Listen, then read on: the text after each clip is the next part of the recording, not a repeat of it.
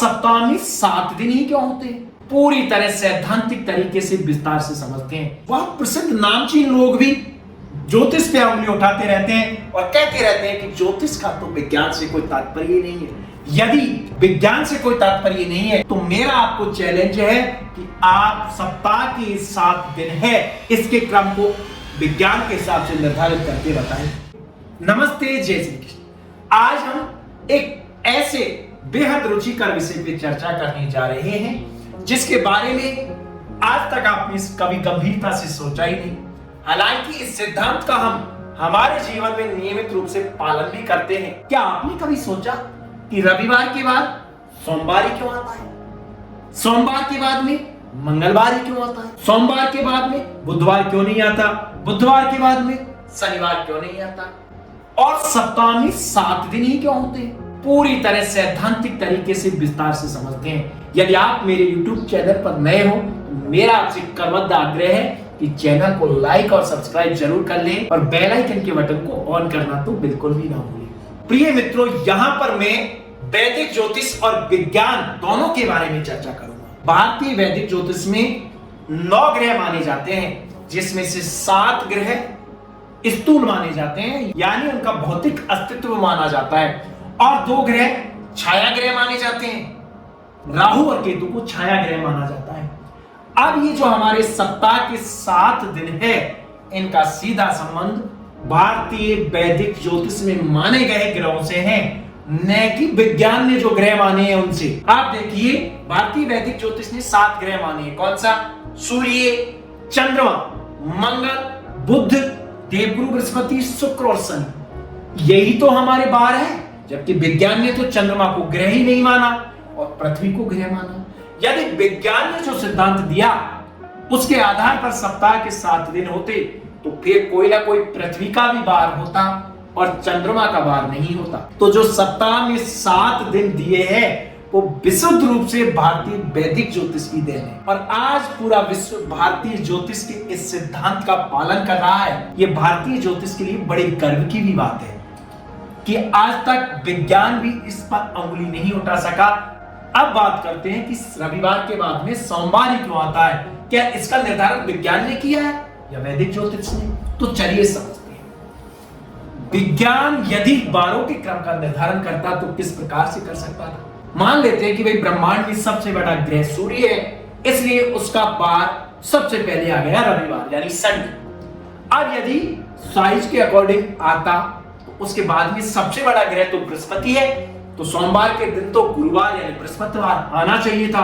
फिर उसके बाद में शनिदेव बड़े ग्रह, तो बृहस्पतिवार के बाद में शनिवार आना चाहिए था, यानी रविवार, गुरुवार और शनिवार बारों का क्रम ये होना चाहिए था। और यदि सूर्य से दूरी के आधार पर विज्ञान ग्रहों का निर्धारण करता तो किस प्रकार से हो सकते थे, यानी रविवार तो ठीक है सबसे पहले आ गया। अब सूर्य के सबसे नजदीक ग्रह कौन सा? बुध, तो रविवार के बाद में कौन सा वार आना चाहिए था? बुधवार। उसके बाद में शुक्रवार, क्योंकि दूसरा सबसे नजदीक ग्रह शुक्र है, तो फिर क्रम कैसे होना चाहिए था? रविवार, बुधवार, शुक्रवार। लेकिन अब आप चौंक गए ना कि विज्ञान ने तो ये सप्ताह के दिनों का निर्धारण किया ही नहीं। फिर भी पूरा विश्व आज तक सप्ताह के दिनों के इस क्रम को क्यों मान रहा है? मित्रों, यह विशुद्ध रूप से भारतीय ज्योतिष की देन है। मैं आपको समझाता हूं कि भारतीय ज्योतिष ने इसे कैसे दिया।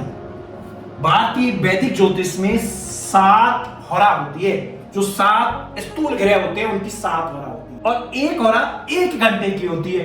अब होरा का क्रम कैसे होता है वो भी मैं आपको बता देता हूं कि सबसे पहले ये मान लेते हैं सूर्य से होरा शुरू हुई, तो सूर्य, उसके बाद में शुक्र, उसके बाद में बुध।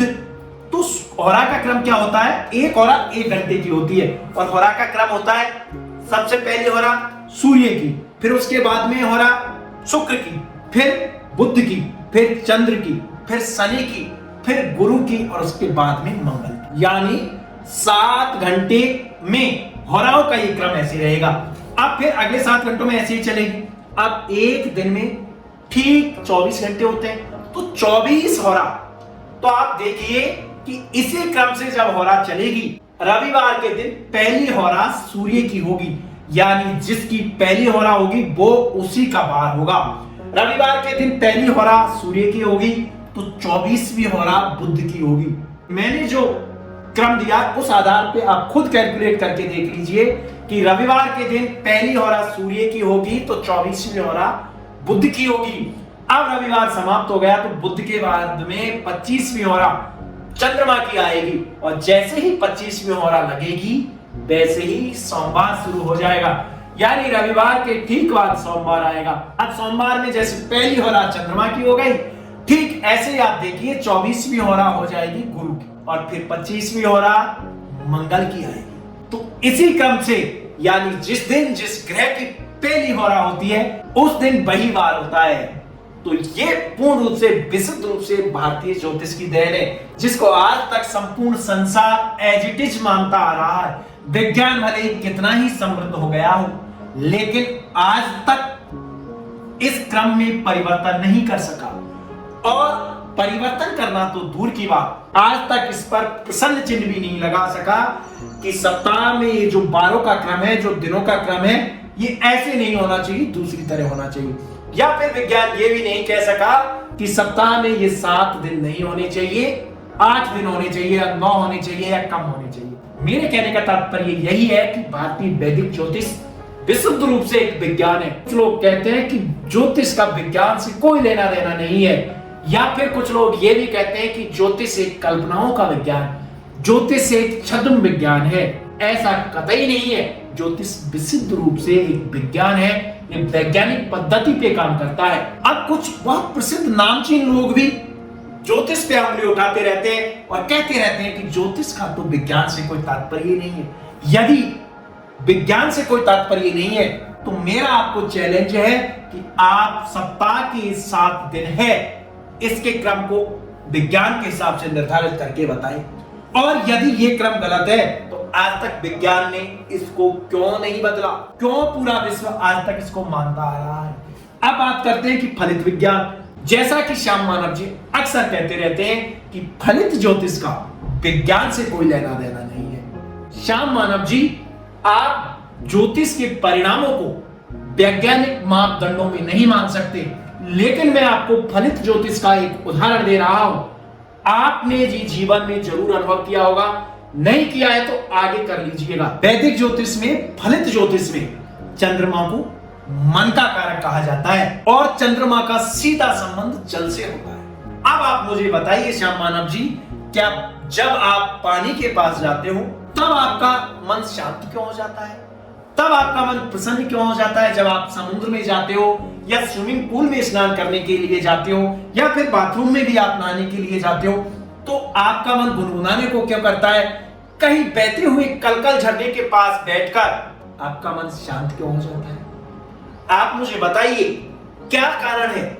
जबकि वैदिक ज्योतिष तो यहां पर यह कहती है कि चंद्रमा हमारा मन का कारक है और चंद्रमा का सीधा संबंध जल से है। जब भी कोई भी व्यक्ति पानी के पास जाता है, जल के पास जाता है, तो उस जातक का चंद्रमा मजबूत होता है, चंद्रमा को तुरंत बल मिलता है और चंद्रमा को बल मिलने से मन प्रसन्न हो जाता है। अतः वैदिक ज्योतिष पर अंगुली उठाने से पहले आप मुझे इन 2 चीजों के बारे में जरूर बता दें। सप्ताह के 7 दिनों का जो एक क्रम का निर्धारण है, ये विज्ञान ने किया है, वैदिक ज्योतिष। और अगर वैदिक ज्योतिष ने किया है तो विज्ञान आज तक इसको क्यों नहीं चेंज कर पाया? और दूसरा मैंने बताया कि पानी के पास जाने से मन शांत क्यों हो जाता है। अक्सर लोग बाथरूम में स्नान करते हुए क्यों गुनगुनाते हैं? बहुत सारे लोग हैं जो केवल अंगुली उठाने के लिए बिना ज्योतिष को पढ़े, बिना ज्योतिष को समझे ज्योतिष पे अंगुली उठा देते हैं और कहते हैं कि ज्योतिष का विज्ञान से कोई वास्ता ही नहीं है। लेकिन मैं विश्वास के साथ कह सकता हूं, यदि किसी ने ज्योतिष का गहन अध्ययन किया है तो वह कदापि नहीं कह पाएगा कि ज्योतिष का विज्ञान से कोई संबंध नहीं है या ज्योतिष कल्पनाओं का विज्ञान है।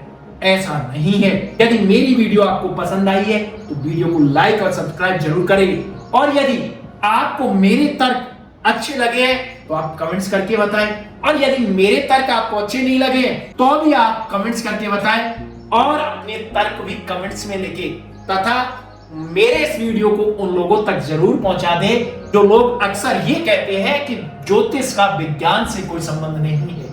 आज के लिए इतना ही। जय श्री कृष्ण, नमस्ते, राधे।